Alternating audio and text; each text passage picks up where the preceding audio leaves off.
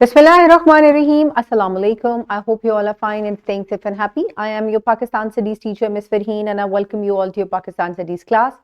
So dear students, आज हमारे unit number 7 जो है एग्रीकल्चर के बारे में हम जो पढ़ रहे हैं उसका लास्ट टॉपिक है नॉलेज 7.9 और आज इसमें जो हम एग्रीकल्चरल चैलेंजेस हैं पाकिस्तान में या कहीं पे भी दुनिया में जब आप काश्तकारी करते हैं तो कौन कौन से चैलेंजेस का सामना करना पड़ता है, उनमें से दो मेजर चैलेंजेस हैं सैलिनिटी और वाटर लॉगिंग। इसको हम डिस्कस करेंगे, यानी कि जब नमकियात का इजाफा हो जाए मिट्टी में या पानी का इजाफा हो जाए, सैचुरेटेड हो जाए बिल्कुल जमीन और वो मजीद पानी को एब्जॉर्ब ना कर सके, जैसा कि आपको इस पिक्चर में नजर आ रहा है, तो उसको हम वाटर लॉग्ड सॉइल कहते हैं। और फिर उसके बाद नेक्स्ट स्टेज क्या होती है कि कुछ जगह पर इस तरह के नमकियात आपको नजर आना शुरू हो जाते हैं। ये क्यों होते हैं, क्या इसकी वजूहात हैं, किस तरीके से इसको हम ठीक कर सकते हैं, हम आज इस बारे में बात करेंगे। So today student learning outcome is to identify and describe salinity and waterlogging as major problems faced by agriculture in Pakistan। यानी कि पाकिस्तान में ज़राअत को दरपेश बड़े मसाइल जैसे कि सेमोथोर की निशानदेही और इसकी हम वजाहत करेंगे। ठीक है, तो सेमोथोर यानी कि वाटर लॉगिंग और सैलिनिटी दोनों के बारे में हमने आज बात करनी है। अगर हम इसके इंट्रोडक्शन की तरफ चले तो सबसे पहली चीज ये है कि क्यों होती है सॉइल वाटर लॉग्ड या क्यों उनके अंदर नमकियात का इजाफा हो जाता है। ये दो बहुत बड़े चैलेंजेस हैं जो कि पाकिस्तान में बल्कि जितने भी पूरी दुनिया में फार्मर्स हैं उनको ये फेस करने पड़ते हैं। तो बेसिक इशू इसका क्या है कि जब आप जमीन को ओवर इरिगेट कर देते हैं, उसको पानी ज्यादा लगा देते हैं या कॉन्स्टेंटली आप जमीन को काश्त करते हैं और उसको रेस्ट नहीं देते, एक तरह की फसल काश्त करते रहते हैं, तो इस तरह के मसाइल हो जाते हैं। इसके अलावा अगर आप पानी को नहीं देखेंगे, हो सकता है पानी में नमकियात ज्यादा हो तो भी जो है वो सेमोथोर का शिकार हो सकता है इलाका। तो ये तमाम चीजें जो है मद्देनजर रखते हुए काश्तकारी जो है वो करनी चाहिए और एक सस्टेनेबल वे से करनी चाहिए ताकि ये प्रॉब्लम्स फेस ना करनी पड़े। लेकिन अगर ये प्रॉब्लम्स फेस करनी पड़ेंगी तो हम इनके कॉजेज और इफेक्ट्स जो है वो हम आज पढ़ेंगे। हम वाटर लॉगिंग से स्टार्ट करेंगे। यानी कि वाटर लॉगिंग क्या है? ये एक ऐसी कंडीशन है जिसमें जमीन में या मिट्टी में जो पानी है वो एक्सेसिव हो जाता है, एक्सेस में हो जाता है, बहुत ज्यादा हो जाता है और फिर आपको मिट्टी इस किस्म की लगना शुरू हो जाती है और फिर आप वहां काश्त नहीं कर सकते क्योंकि मिट्टी में पानी बहुत ज्यादा होता है, वहां ना बीज ठहरता है ना फसल उगती है। ठीक है, आप खड़े पानी के अंदर जो है वो नहीं बीज जो है वो बो सकते हैं। ठीक है, तो इस वजह से ये वाटर लॉग्ड सॉइल जो है इसमें आप काश्तकारी नहीं कर सकते।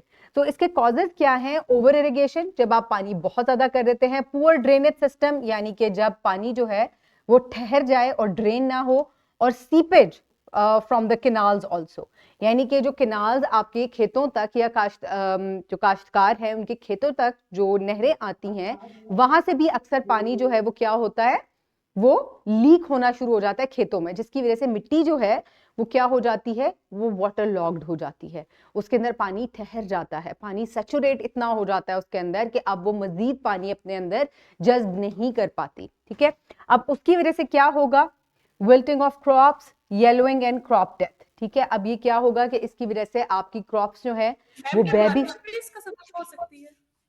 जरूरत से ज्यादा बारिश, जरूरत से ज्यादा बारिश तो आपको ऑब्वियसली वो भी हो सकती है, लेकिन जरूरत से ज्यादा बारिश में क्या होता है कि ज्यादातर आपकी फ्लड्स आ जाते हैं।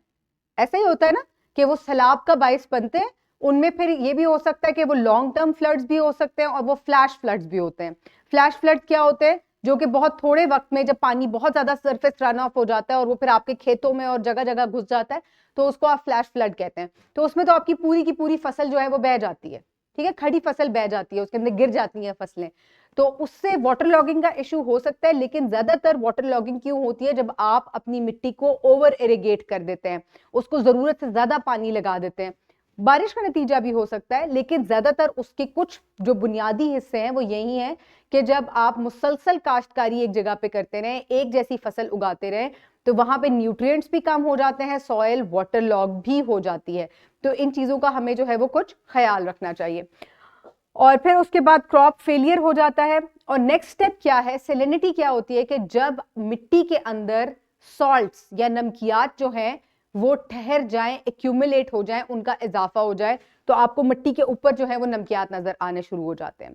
अब इसकी दो वजूहात हैं। ये जो पानी इतनी देर से ठहरा हुआ होता है फसलों के अंदर, वाटर लॉग्ड जो आपको सॉइल, मैंने प्रीवियस पिक्चर दिखाई, जब वो एवेपोरेट होता है तो पानी के अंदर नमकियात तो मौजूद होते हैं, वो क्या करता है कि वो मिट्टी के ऊपर नमक छोड़ जाता है और पानी एवेपोरेट हो जाता है।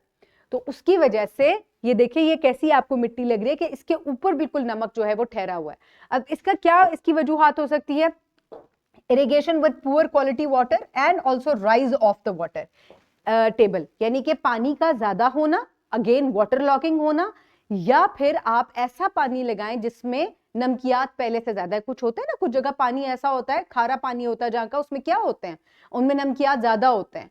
आप जब वो फसलों को देंगे तो अक्सर क्रॉप फेलियर हो जाता है, क्योंकि प्लांट जो है वो सॉल्ट रेजिस्टेंट नहीं होते।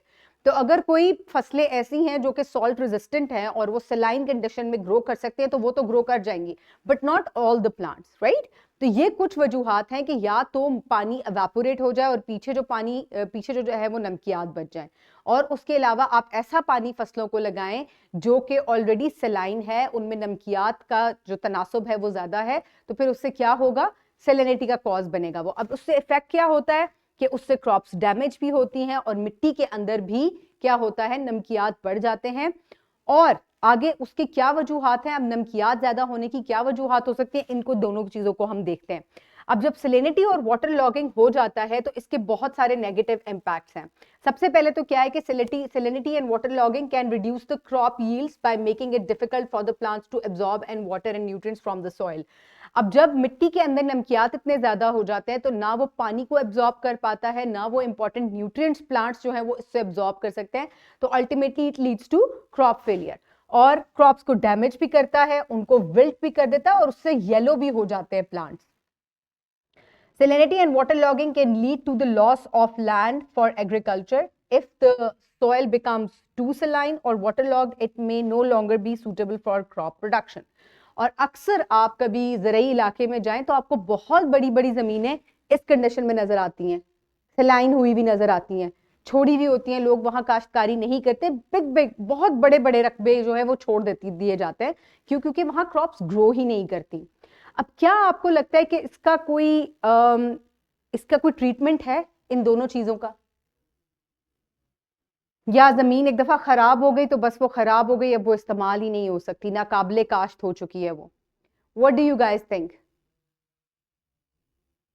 जी बच्चों, कोई होगा सॉल्यूशन इसका? जी इसका सलूशन है, और बड़ा जबरदस्त सलूशन है कि आप किस तरीके से नमकियात को या वाटर लॉग्ड सॉइल जो है उसको आप ठीक कर सकते हैं। एक तो ट्यूबवेल सिस्टम होता है, वो बहुत अच्छी चीज है।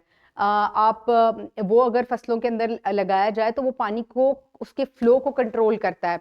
इसके अलावा आप ये देखें, यहाँ पर आपको ये जो पिक्चर नजर आ रही है, ये बारिश हो रही है, तो नेचुरली जब बारिश होती है तो वो नमकियात को अपने साथ लीच करती हुई अपने साथ ले जाती है, बहा कर ले जाती है, उससे भी नमकियात जो है वो कम हो जाते हैं सॉइल में। तो ये एक बड़ा नेचुरल जो है वो तरीका है। इसके अलावा आप साफ पानी लगाएं उस जगह पर तो भी नमकियात जो है वो खत्म हो जाते हैं। स्टिल अगर नमकियात बहुत ज्यादा हैं तो जिप्सम एक ऐसा तरीका है कि आप जिप्सम जो है उसको इस तरीके से डायरेक्ट भी मिट्टी के ऊपर डाल सकते हैं, और बाज लोग पानी में मिला के भी उसको डालते हैं। अब जिप्सम क्या करता है कि ये सोडियम, नमक किस चीज से बना हुआ होता है, सोडियम और क्लोराइड से, ठीक है, तो वो सोडियम और क्लोरीन जो है उसको क्या कर देता है, वो उसको ये देखें, वो उसको डेसिपेट कर देता है, उसको वहां से हिला देता है, लीचिंग के भी काम आता है।